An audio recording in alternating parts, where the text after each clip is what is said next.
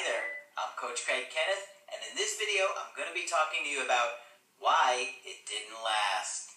So there are a ton of reasons as to why relationships don't work out, and sometimes people are just unable to do it.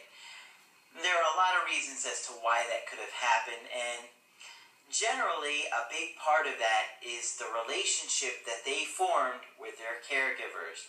So if they had a relationship where they were abused, abandoned, neglected, unseen, unheard, maybe their parents had alcohol issues or drug issues, maybe they worked all the time, maybe they had a lot of kids, so they couldn't give you a lot of individual attention, maybe they had anxiety or depression or mental illness. There's a lot of reasons as to why someone would form an insecure attachment style. And the more symptoms there are of their behavior and their acting out, the more they were traumatized and the more unmet needs that they had growing up. So what you have to understand is that there's a real correlation between somebody's ability to maintain a romantic relationship with the relationship that they had with their caregivers. So, unlike a lot of the other coaches out there that don't understand, sometimes it's not you. And you can't always be the one that takes the blame. Sometimes somebody just can't do it. So this is an email that I got from somebody that I think there's no way the ex in this situation can handle a romantic relationship. I'm just going to go ahead and get right into this one. The guy is 40 years old and the girl is 27. And I'm just going to go ahead and start off with this email. He says, I've known her since she was about 20. We met online. I met her in person at 21. We lived in separate states. It was upon meeting her that she told me she was 21, not closer to 30 that she had suggested. So, not a great way to start a relationship. You're telling the guy you're close to 30 and you're 21. So, already we see she's a liar. And that's a pretty significant lie to tell somebody. You know, she should have been honest, and then he could have made a decision based on that. When she was 21 and a half, 21 and a half, that just goes to show the age difference. He's got to add that half a year. She moved about 3 hours away from where he lived, and they started dating. He said she was about 22 or 23 when they dated for about 6 months, at which point she suddenly broke up with me. Not a good sign either when it's sudden like that. Another red flag for me. I think this woman is really immature, and you're going to see there's a lot going on here. We got back together 2 months later after she dated a guy. So that tells me she left him to be with another guy. Didn't work out with that guy, so she goes back to him. That's what I think probably happened there. She was probably 23 or 24. I proposed to her and figured the marriage would be about a year away. Well, this sounds like a great idea, doesn't it? All right, strap yourselves in. We're about to go on the roller coaster here. About 6 months later, we got an apartment. She was 25, I believe. Hard to remember the exact age and dates, but it's approximate. A few months into our apartment relationship, her father came with his family and was very disapproving of us living together. Ultimately, when he returned home, he called her out, and he would not break bread with a sinful woman living like a whore.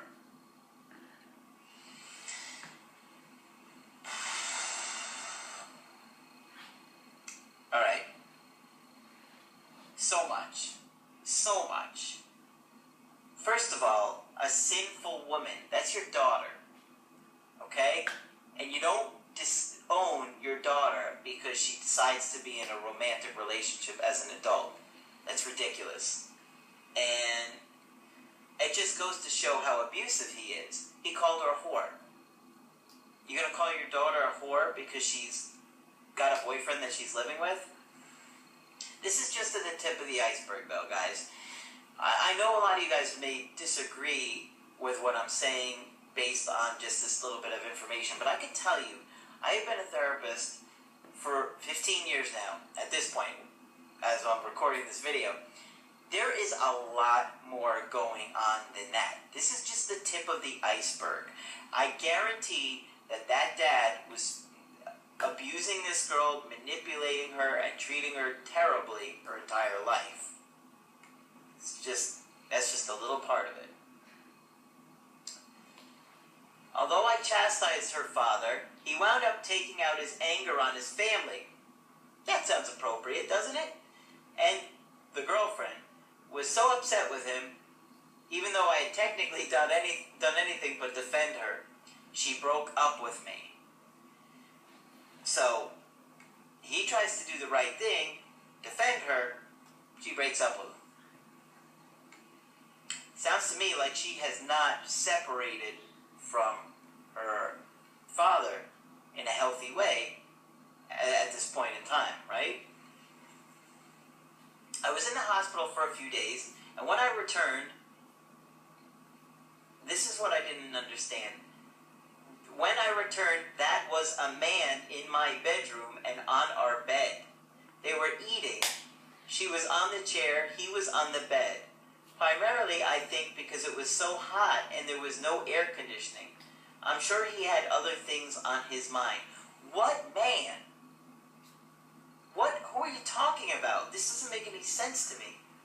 What, are you talking about another guy? Because at first I thought you meant the father. But I don't think you mean the father because you're saying he had other things in his mind. This girl, you were in the hospital and you come to the house and there's another dude sitting on the bed with her? This isn't a red flag for you? Because it's another huge red flag for me. He says that was such a devastating blow, and I could not understand why she would do that to me when I was essentially trying to defend her against the cruelty of her father. Long story short, we would be in bed, and she would be looking at dating sites. You would be laying in bed, and she would be looking at dating sites. This is somebody that you want to get back with? Couldn't she have been at least a little bit more respectful and told you to go to sleep? Or take it to the bathroom? Like a real champion? Come on, dude. Seriously. This is ridiculous. She's looking at dating sites while you're laying in bed together. That's pretty damn disrespectful. Throughout much of 2015, our apartment relationship had incredibly romantic and hopeful periods, punctuated by the fact that she would leave me out when she would see friends, or she would leave out and wouldn't tell me where she was going.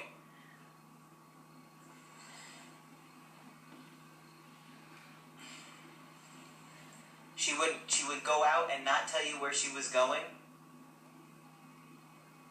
Come on, man. I'll tell you where she was going. She had set up dates on the dating site where you were going to sleep. He said, I was not demanding, but I thought it was a good idea to know for the sake of safety. Really? The sake of safety? How about that's your girlfriend and she's going out at night and you don't know where she's going and she's on dating sites? Let's be honest with ourselves here. You're denying, like, what's really going on within you. You're pissed, and you should be. She soon developed a best friend, a female, and I noticed that she began to change. I was okay and tolerant and accepting that she was going through changes. Mike, like I said, you're suppressing your needs here, and you're suppressing your anger. That she's going out and doing whatever what she wants, including looking at dating sites when you're in bed together. Not okay. This is like not okay at all. And what it tells me is that you have serious attachment traumas and that you have been groomed by your caregivers to tolerate so much neglect, abuse, hurt, manipulation that now you're tolerating it in your romantic relationships. Right? When you're a child, the bond with your caregivers is more important than your own needs, because without your caregivers you die. But as an adult, your bond with other people is not more important than your own needs. And if you're a healthy, mature adult and you've worked through your issues, you would understand my needs come first, not the other person's, especially when it's somebody in this situation that's completely doing inappropriate things in the relationship. Obviously, there are times where you have to put your partner first, but I'm talking about this situation where this girl is going out, disappearing with other people, doing what she wants, and looking at other guys on dating sites. Like, it's ridiculous. He said, it seemed things were going okay. I don't make this up, people. I don't make this up. I know you think that I make this up, but this is real. He seemed that things were going okay to this guy. It's not going okay. It's going really bad. Dude, I'm sorry, but this is not a good relationship. She is totally treating you like garbage here.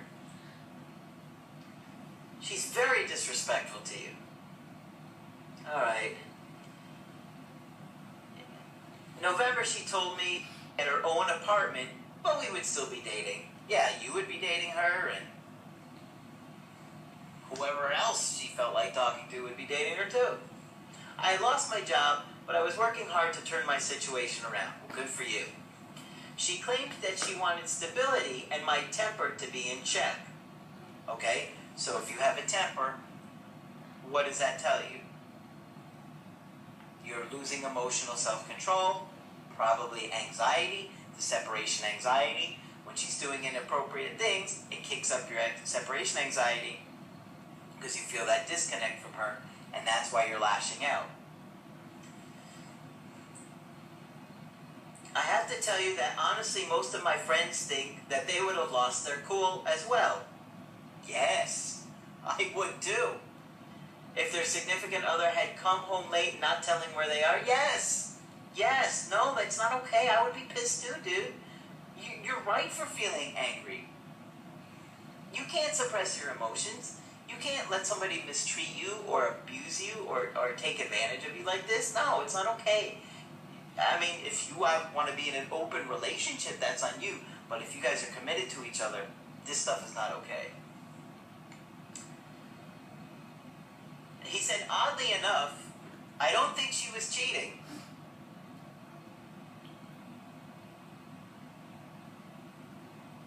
Come on, man. You don't think she was cheating? If that's the case, then why wouldn't she tell you where she was at and who she was with? Why would she be on dating sites while you're laying in bed together? That doesn't add up, man. I'm sorry. It just doesn't add up. Since then, she has asked me for money and help. I did it first, but then I began to stop because I felt manipulated. Yes, she was manipulating you. Even though she wanted to see me and have me take her out for dinner. She is totally taking you for granted, dude, and taking advantage of you. She sees that you care about her, and she just doesn't care about you. She's treating you like an object. She's got no empathy for you. There were a few months where we didn't talk at all, and then started about 2 months ago when she started contacting me a lot, telling me that she was at a bonfire with her friends, and she heard our wedding song on the radio, and told me this out of the blue in a text. She would tell me her feet were sore, and that she missed me rubbing her feet. See, again, how she's treating you like an object? She doesn't miss laughing with you or having fun with you. She misses you doing something for her. Alright. She would tell me she was having a bad day, that you would, and that you would occasionally get her takeout Chinese food. At other times, she would leave a message saying that she just wanted to talk. She told me she didn't want a date, and she asked him if he had slept with anybody over a Skype chat that they had, and he felt like he was being interrogated. Why does she care what you're doing? She's doing whatever she wants. While you're together, why would she care what you're doing afterwards? She texted me recently telling me that she had told her coworkers about playful antics in bed with us. So that's nice. She's telling people about your sex life too. That's great.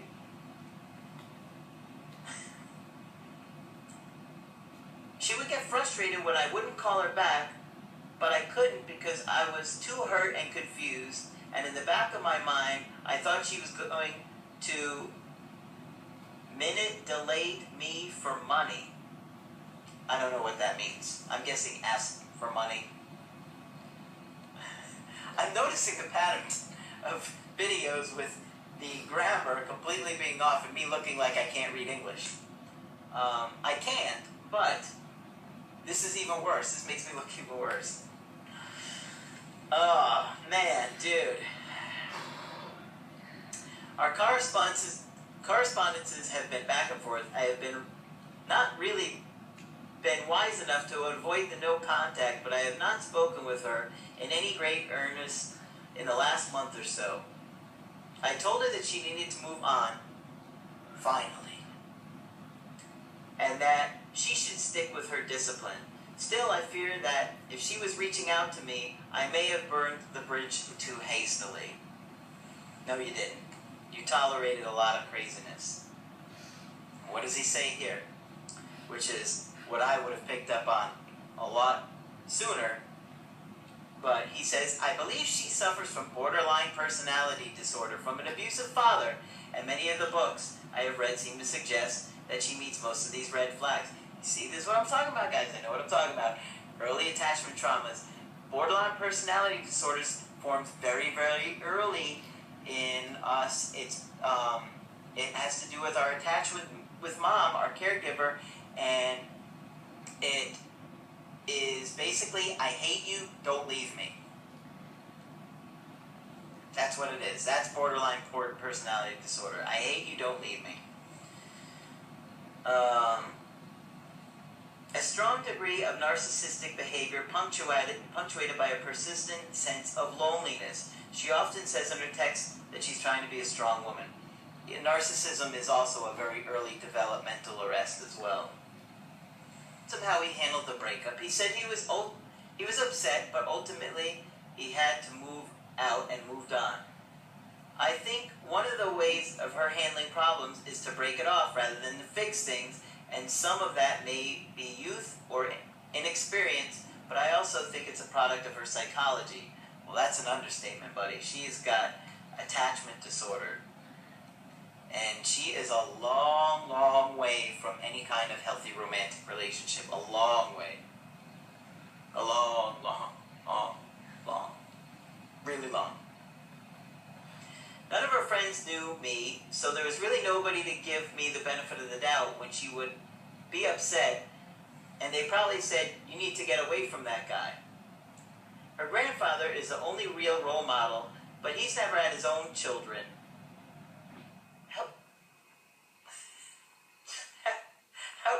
How has he not had his own children if he's a grandfather?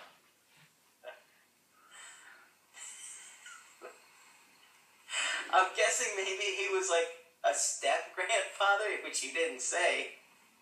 But, let me go on. Oh, man. And he's a Wall Street hustler with, I believe, somewhat debatable morality. And I don't think he's really the best person to dispense advice. No one in her family, nor her grandparents, realized how much money I had helped to support her. Without me, she would have not been able to quite literally, to make it, like, literally and fiscally. Yeah, Grandpa sounds like a mess too.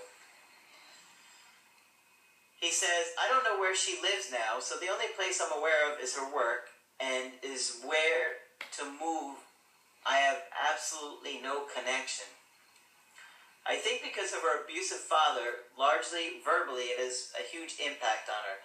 She once told me that her father would not embrace her once she developed breasts at 12 or something like that. Oh my God. You see how crazy this family is? When she was 12 years old and hit puberty, she developed breasts and her father wouldn't hug her after that? Come on. Jeez. No wonder why this girl is a mess. Think about it from her perspective. She's a little kid and she starts to go through puberty, which is hard enough as it is, and now all of a sudden, your dad starts acting like he doesn't love you. Very bizarre. I might add that his mother was very abusive to him also. Maybe Grandpa. She recognizes that her father impacted and scarred her significantly, and she knows that she deals with depression. But I don't think she has money or inclination to do anything. Maybe get help, I guess you mean. You can always go to college campuses for counseling. It's generally fairly cheap, and you can get, even if you're not attending a college, you can generally get college counseling from the interns for like $10 an hour. So, and these interns are highly monitored by professors with a lot of experience, so could always go into that. If I had a question more than anything, it was, or is, if I care about her and love her, how to why retain her friendship when it's clear that she was reaching out to me and she knows that I have money, but I don't want to be manipulated either, and I feel like she's fallen into a possible pattern without even realizing it. I think she's using you. I think she's using you for money for sure. On the other hand, what if she was truly reaching out and attempting to build the bridge, and in my self-protective mode, ignored her, and I blew it? No. Come on, man. Look at the way she's treated you. You're in denial about this whole situation, and you need to come to terms with the reality of it. And you said in the email after this that you're not in denial, but you are. Because look at her behavior. You read this as if it was a completely different person, like you're reading it from a stranger. Be detached from it. Don't be emotionally connected to it. And you tell me that if I'm laying next to a girl in bed and she's on a dating site and she's going out and not telling me where she's at, you're going to believe that she's not cheating? Come on, man. I hate to break it to you, but this girl is a disaster, and, rightfully so. Her whole family is just abusive, neglectful, manipulative. They called her a whore. I mean, it's terrible. I feel for the girl, I really do. At the same time, I can't recommend working it out with somebody that just can't do it. She can't do it, man. Works really hard on herself and gets a lot of help for herself, she's not going to be able to. She has to process the abuse she's gone through. She has to process the neglect, and she has to learn how to have a healthy relationship with somebody. But a good way to do that for her is with the connection to a therapist and healing that way. It can be done through you, but in a relationship, but she's just not showing any signs of that. She's just not. It does sound like she's borderline, which is a very, very difficult personality disorder to deal with. Very, very difficult. And to be honest with you, it's so challenging that a lot of clinicians don't even want to deal with it. Whether that's okay or acceptable, that's a completely different decision, but I'm just putting it out there for you so you can see the reality of the situation. And don't, guys, don't try and go and diagnose your girlfriend borderline because it's not a, don't do that, okay? I understand some of you guys might be thinking, well, maybe my girlfriend's borderline. Borderline is, it doesn't happen very often. It's very severe and it's very extreme. So, don't just think that your girlfriend has a borderline personality disorder, okay? Not saying that she couldn't, but it's extreme. It's the extreme of the extreme, and it has to do a lot of neglect and hurt and pain in the very, very early childhood with relationship with their caregiver. So, I just want to share with you guys that sometimes people can't do it. They can't handle that intimacy. They can't handle that connection. There's a lot of pain that comes with attachment and love for them, and they have to deal with it appropriately before they can get into a healthy, committed relationship. So, those are some words to think about. If you want to get my help personally, go to my website, AskCraig.net, sign up for the coaching option that works best for you. If you like this video, throw a thumbs up on there, throw a like, and leave your comments below. Be sure to subscribe to the channel, because I do post videos Monday through Friday. I'm Coach Craig Kenneth. That's it for this video. I will talk with you soon.